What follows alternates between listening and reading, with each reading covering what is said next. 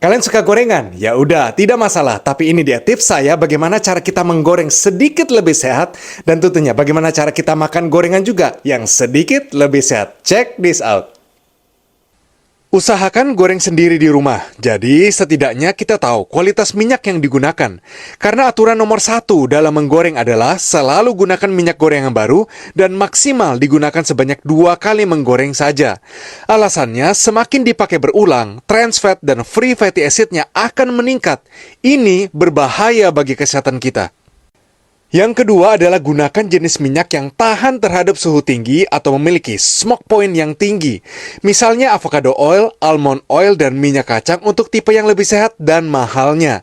Lalu, minyak samin, refined coconut oil, canola oil, extra light olive oil, ghee, soybean oil, dan minyak kelapa sawit untuk tipe yang lebih murah.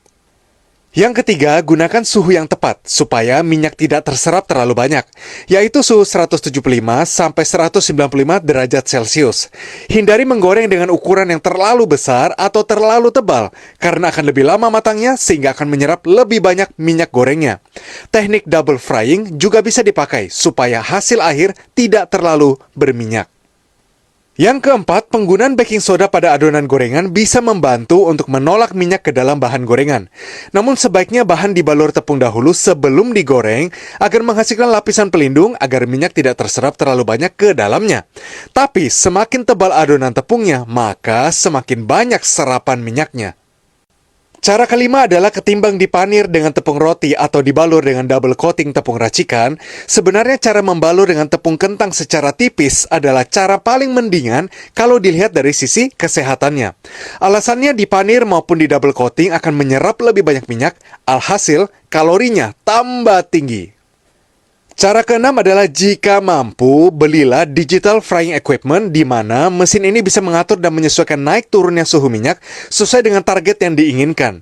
Dan jika menggoreng dalam jumlah massal, wajib pakai yang namanya pressure fryer atau sebuah mesin presto digital khusus untuk menggoreng. Alat ini dipakai di semua fast food.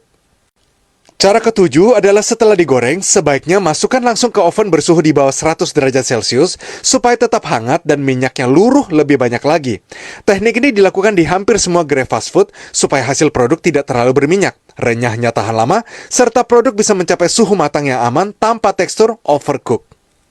Cara kedelapan, gorengan sebaiknya hanya 1 kali masak saja.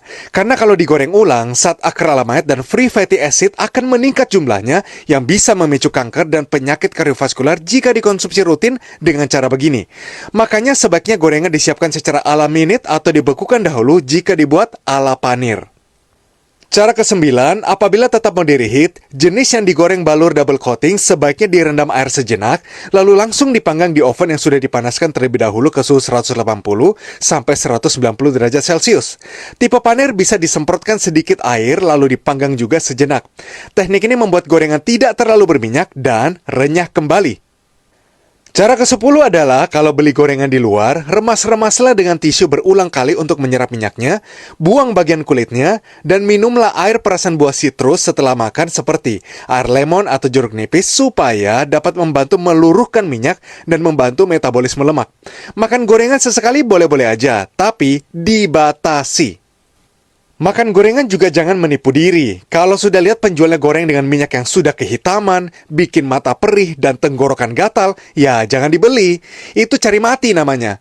Karena hasil gorengannya pun bisa kelihatan kok kualitas minyak goreng yang dipakai. Warnanya, teksturnya, aromanya, dan rasanya adalah cerminan minyaknya.